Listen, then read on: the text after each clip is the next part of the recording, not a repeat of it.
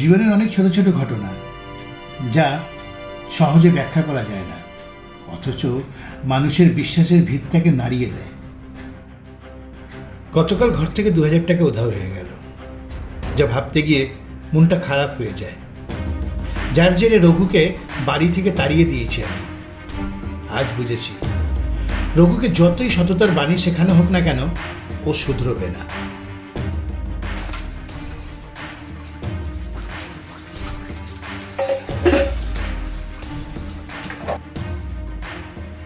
বেশ করেছি, রঘুকে তাড়িয়ে দিয়েছি। দিন দিন চুরি করবে আর আমি ওকে মেনে নেব?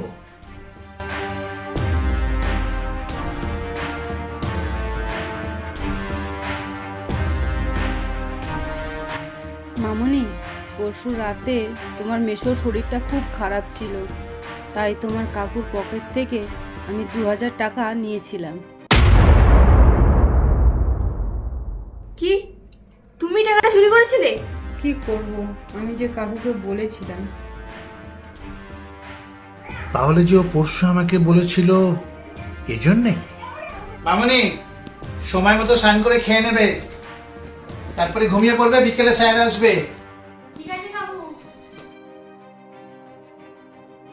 দাদাবাবু, বলছিলাম না, আমার কর্তার খুব শরীর খারাপ, ওকে আজই হাসপাতালে নিয়ে যেতে হবে। এখন এসব কথা বলার সময়? অফিসে বেরোচ্ছি তো।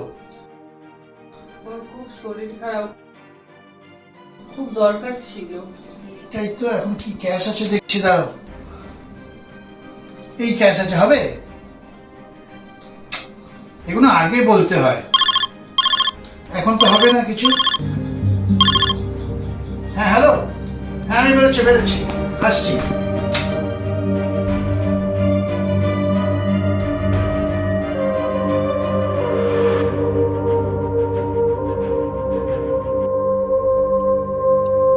তুমি যে চুরি করতে পারো সেটা আমি ভাবতেও পারিনি।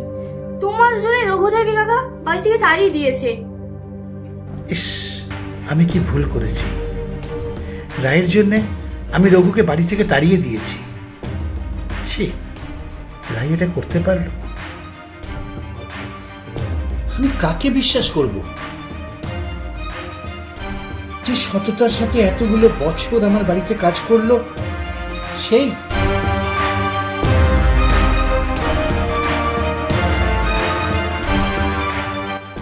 আমার যে আর কোনো রাস্তা ছিল না মামনি, নইলে যে তোমার মেসোকে বাঁচাতে পারতাম না।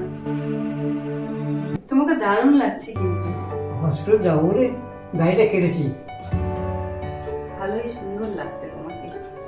অতগুলো টাকা তুই কোথেকে পাবে? এতগুলো টেস্ট কি করে করবে? ও তুমি ভেবো না, ও আমি ঠিক ব্যবস্থা করে নেব। আমি আছি তো, তুমি আছো বলেই না আমি আছি। আমি ঠিক জোগাড় করে নেব। তুমি যে টাকাটা চুরি করতে পারো সেটা আমি ভাবতেও পারিনি। ও করবে চুরি? আমি বিশ্বাস করে নেব?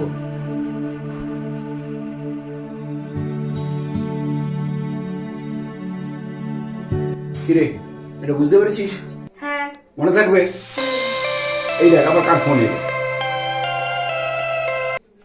হ্যালো কাকা। মামনি, কাল যে টাকাটা যেখানে রেখেছিলি, রঘু কাকাকে পাঠাচ্ছি, টাকাটা দিয়ে দিস। ঠিক আছে কাকা।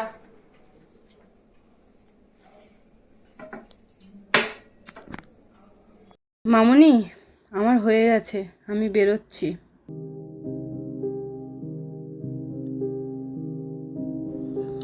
বাধ্য হয়ে টাকাটা নিয়েছি। তাহলে আজ টাকাটা কোথা থেকে এলো? দেখো, ব্লাড ব্যাংকে গিয়ে ব্লাড দিয়ে টাকাটা নিয়ে এসেছি।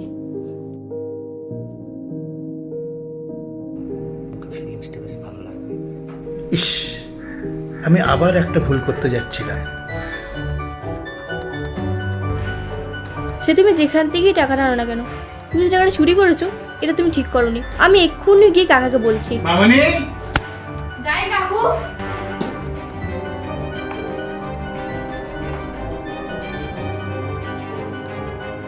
তুমি যাকে বিশ্বাস করতে সেই টাকাটা চুরি করেছে।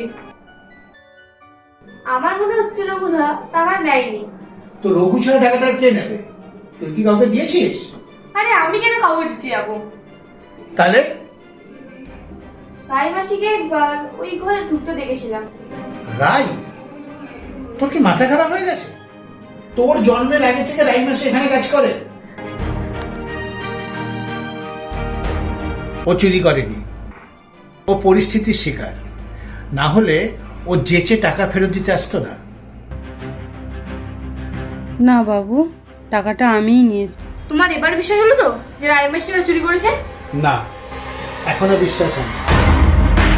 তবে আমার একটা বিরাট ভুল হয়ে গেছে, রঘুকে অবিশ্বাস করা।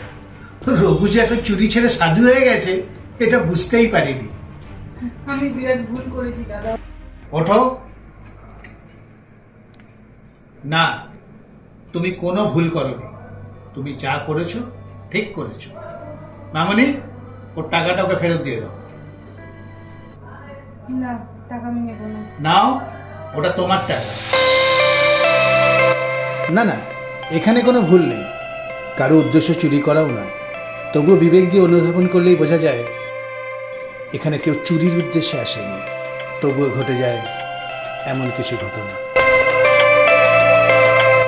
আপনিও আপনার সাথে ঘটে যাওয়া ঘটনাগুলোকে নিয়ে নিজের বিবেক দিয়ে বিবেচনা করুন, তাহলেই বুঝতে পারবেন কোনটা মহৎ আর কোনটা চুরি। আমিও এরকম কোনো মহৎ কাজের সঙ্গে যুক্ত হতে পারলে নিজেকে ধন্য মনে করব। নমস্কার।